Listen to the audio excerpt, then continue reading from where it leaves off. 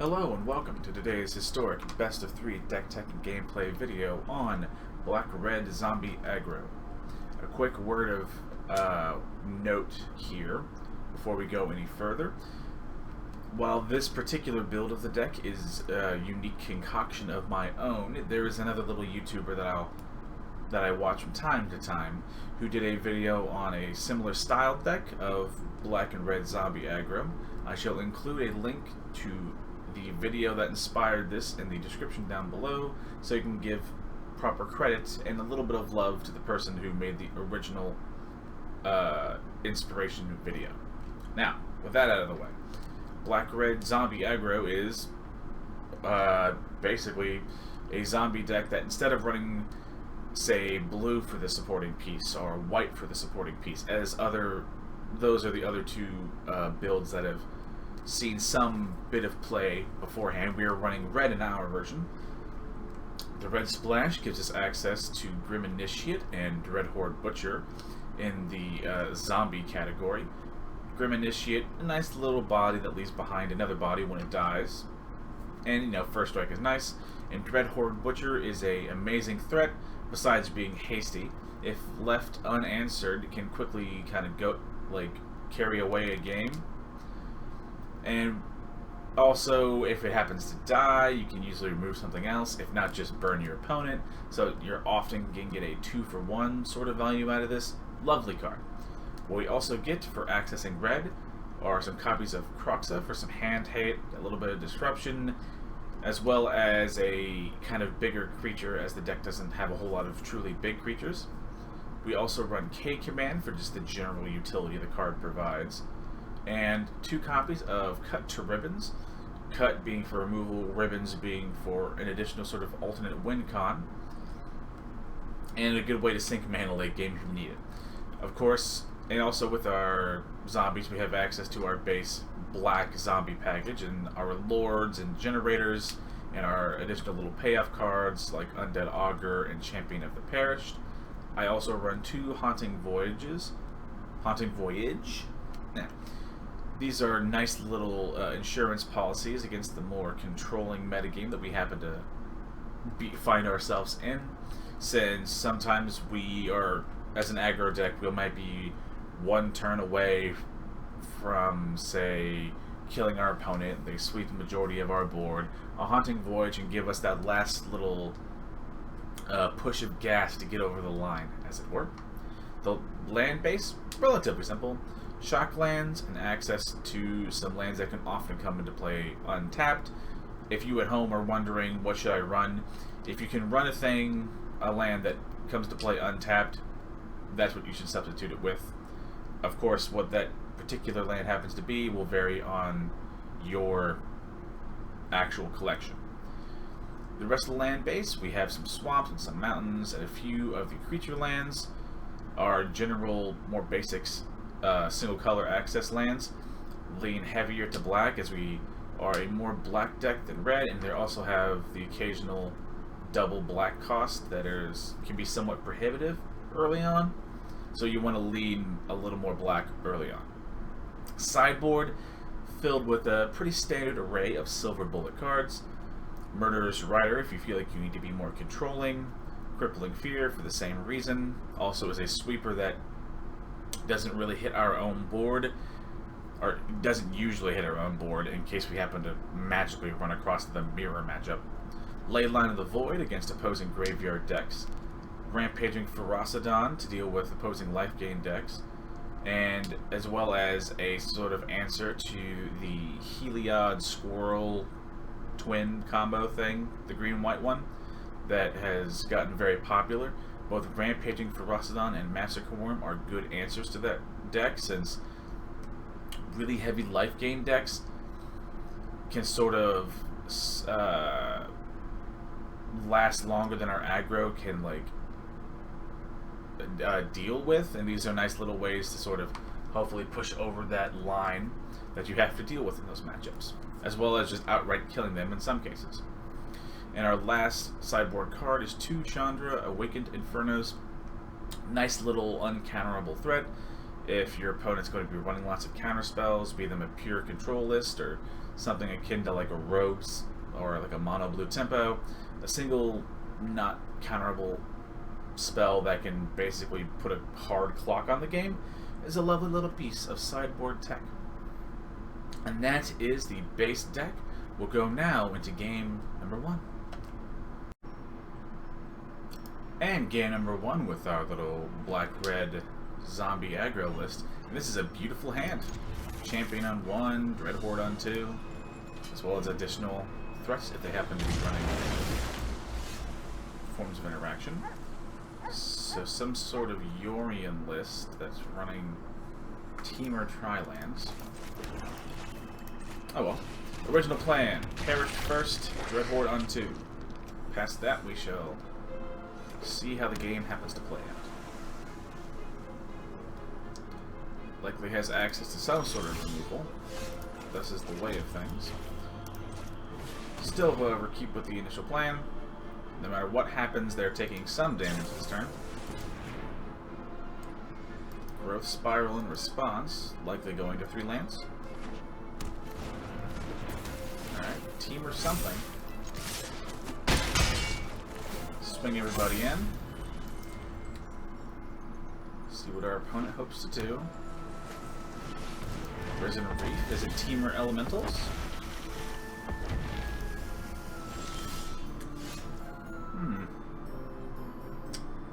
It's a little awkward. Not in the way you would think. We'll go ahead and play a Swamp and just play the Lord of the Accursed, as this will likely push the most of damage without sitting here and doing every bit of calculation.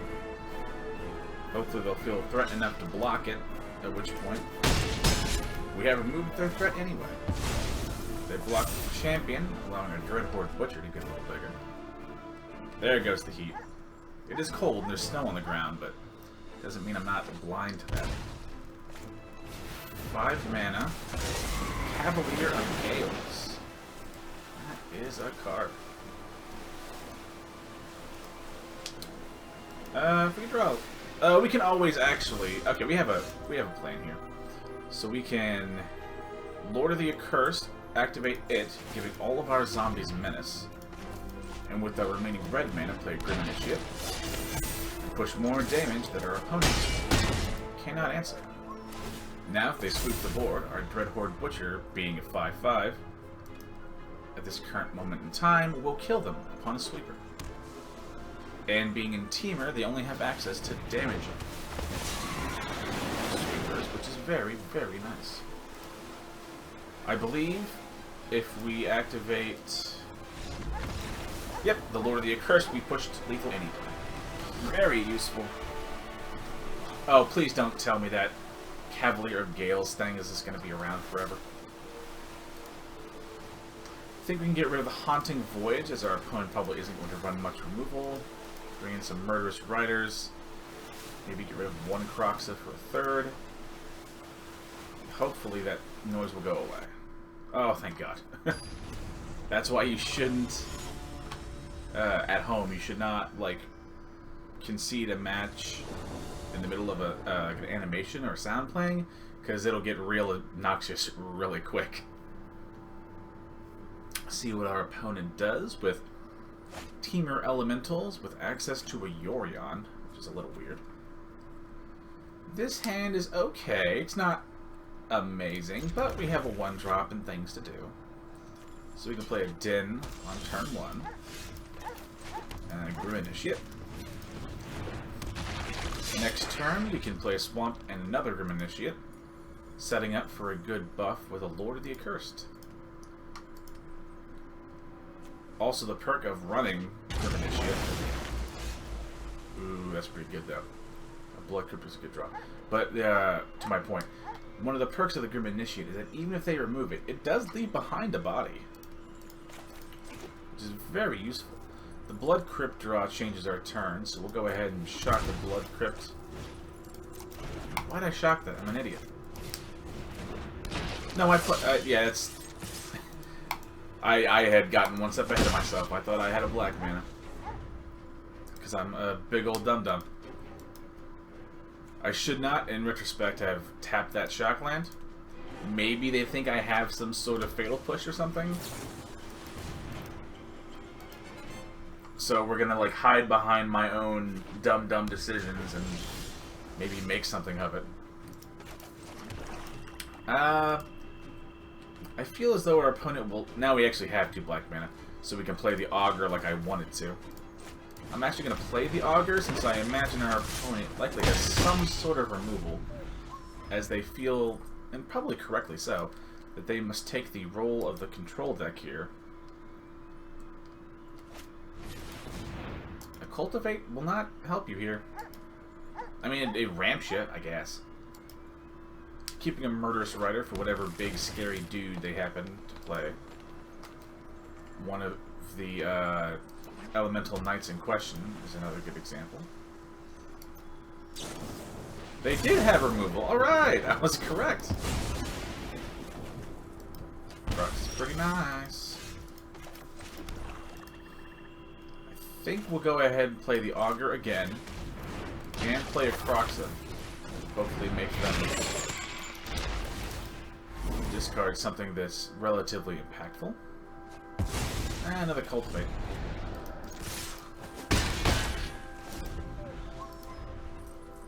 See what happens next turn. If nothing else, we can always play a Lord of the Accursed or a Death Baron. Genesis Ultimatum. Alright! Very nice. Does play the Elemental Knights. So I believe we'll play the Death Baron, so our first striking boys can get Death Touch as well. Top 5 cards. Land on the field, rest in the bin. Discard some cards. Another card from the top of the library. It's actually fine, right? I can play a champion and then play the Death Baron and continue my original plan. Also growing our champion Accursed in the meantime. If they block, the first strike and Death Touch basically means that we have... Why are they... Are they really that scared? I'm a little confused. It's like, okay, is any target... Damage to each opponent, and each planeswalker or X is the number of land. Okay, I take some damage. Brings another card back. So what, maybe the Cavalier of Flames? So we know what he... That's very weird. Ah, the Chandra. Probably down ticks and swipes on board. Yep.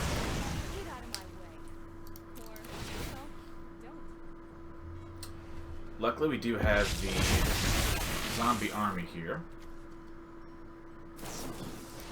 Growth Spiral from our opponent. We can, with the Lord of the Accursed, actually just trade into the Chandra and be kind of okay, all things considered. We do lose out on a little bit of damage, but we don't want the Chandra to do its planeswalkery thing and just accrue large amounts of value. If they play the Cavalier, we do have access to a Murderous Rider. Gets rid of a Triumph. Well, maybe not. Oh, that's lovely. Oh, he can get them haste, can he? Alright, that's not bad. That's not bad.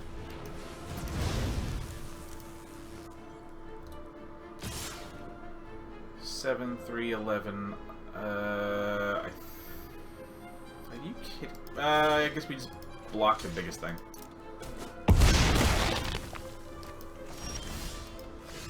That is unfortunate. We're gonna go ahead and swift in the Cavalier, as that represents the most amount of degenerate stuff. I hate that we kind of have to just give up our zombie token, but we're both in top decking mode, basically. Okay, it's fine. Yeah, that's might actually let him win. That sucks. I think he actually wins, no matter what I do, right? Yeah, he wins actually, regardless of what happens. Yep. I can't field enough blockers off the top deck to make that happen. I think I still like our sideboard plan. I think we just have to, like, be more aggressive and, like, I mean, I don't think I made any glaring mistakes. I'm sure I made some in the micro sense of the word, but I have a go first. I have 1 drop, but nothing on 2. Similar to last game. Alright, and to be fair, this is like or it's good enough that we're not going to look at gift horse. Anywho. Yes, we're going to meet the pup. Okay, it's okay. We need another land, please. Preferably one that comes into play untapped would be ideal. What is the answer here? A black source would be really, really nice. You know what that isn't? Am I gonna... Okay. We might actually just lose because we didn't hit a land drop. If I hit a land drop, I was probably gonna shoot the Land of War and make them discard a card.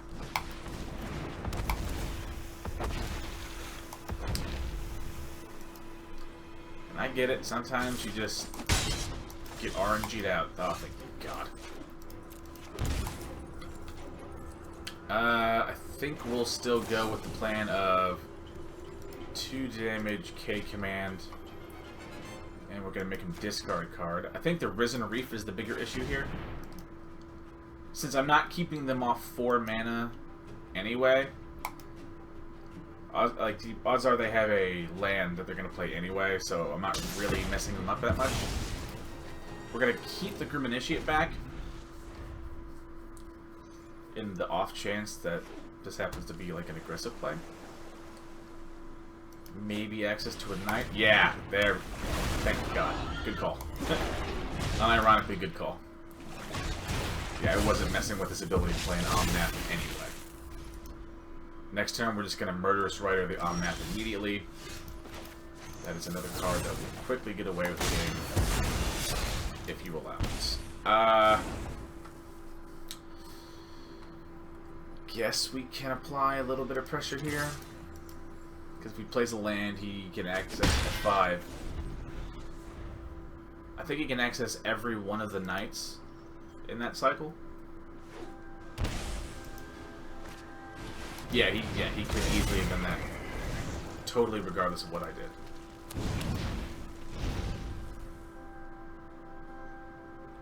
Question is, does he? Yeah, he checks. As you should. Guess it's Lord of the Accursed time? God, man, we're in a really bad spot, honestly. I think that actually is just us dead, right? I'm an explosive. Everyone knows the bigger explosions are more fun. Yeah, I think we just lost. The fact that we also bricked on a land for literally any amount of time. We'll run it out.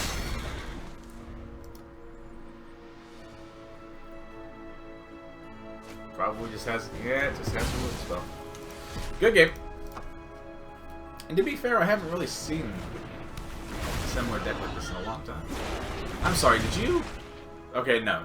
I thought he was... He goofed. Let's get to it. But he did not. Or they did not. Let's not be rude to them.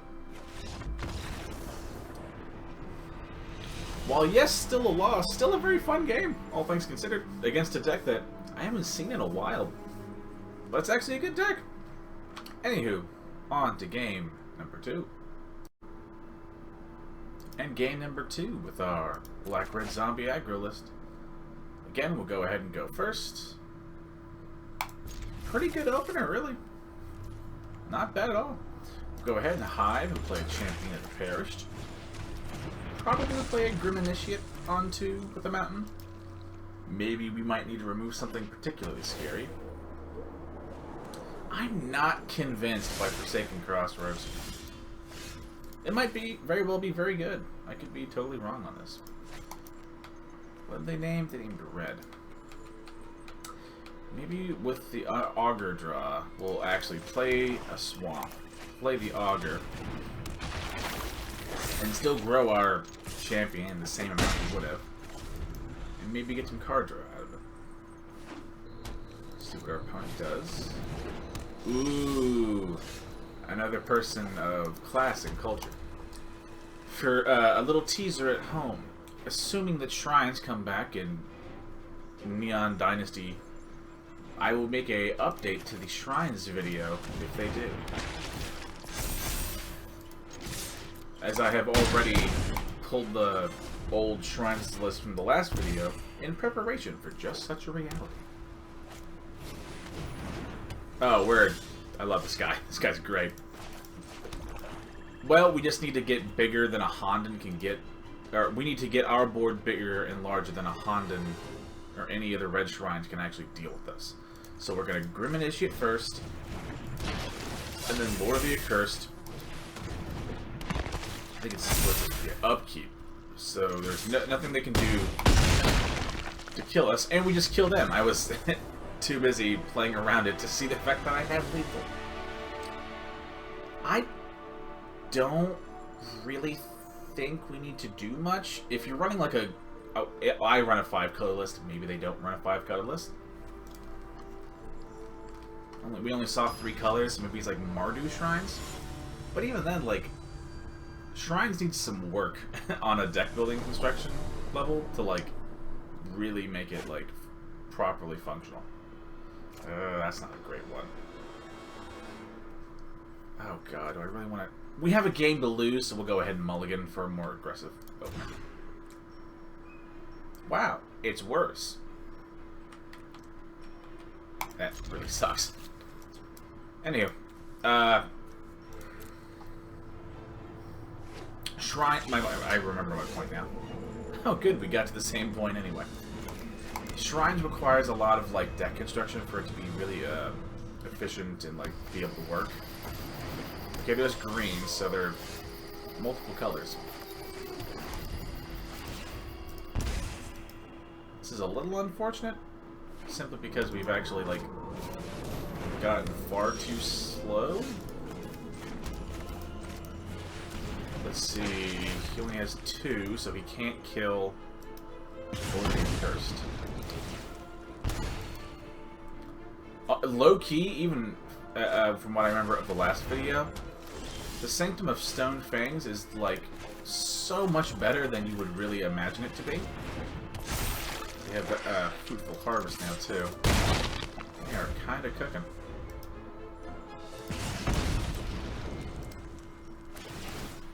This is a very slow opener. Basically, like, it's not exactly flooding. That's not accurate.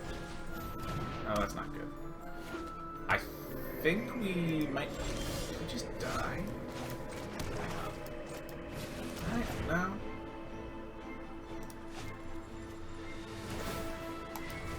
Yeah, that's a little concerning.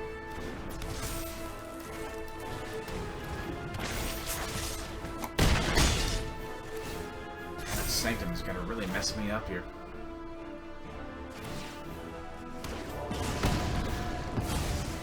Start drawing some land cards. Wait, could you have just killed me? I think he could have just killed me, and he might have, like me, gotten so wrapped up in his own thoughts that he didn't see the path right ahead of him. I love this. I don't care if we win or lose this. This is amazing. Somebody else who has amazing taste and likes to build and tinker with things. He hasn't... Oh, we just died next turn, right? Might as well go out in a blaze of glory, I guess. Nothing ventured.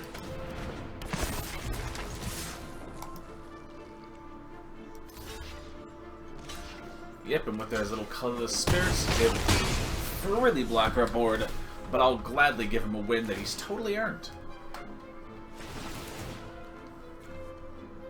It's a pre-combat, right? Yeah, pre-combat name. I'll let him spin his wheels. Oh, God. Shrines is so fucking goofy. Oh yeah, I die to the Augur triggers. That's even better. That's great. I still do maintain... Well... I want to think about it. Maybe some Crippling Fears. Some Ferocidons and Worms. Hand Hate is useful. Augurs can get us killed. K commands are nice, but not that useful. We don't need the Voyages, and maybe go down even another K command here. My hope in adding all of these go wide punishers is that they will have correctly assumed that I'm an aggro deck, so they'll probably go to search for the life gain shrine or the what's it called? The spirit shrine. Like the dude shrine, basically, for lack of a better term. So I'm hoping that I can, like, capitalize on that information. We'll go ahead and become Initiate on 1 and Dreadhorde on 2. See what, hopefully, lands we draw allow us to do. That's not a land. It's a sideboard card, which is nice, but it's not a land. An untapped land might I also add before I get punished for not properly specifying. Double triumphs. Yay! We'll just go ahead and play the lore here. They've happened to have a very slow draw. And I've also learned since the last video and a couple of test games that I've done, you actually don't want that many triumphs. While historic meta is like really control heavy, there's enough creatures floating around that you cannot, if you can avoid playing strictly come into play tapped lands, you should. Since actually once you only need like 2 or 3 shrines to really like lock up a board, or to lock up a situation.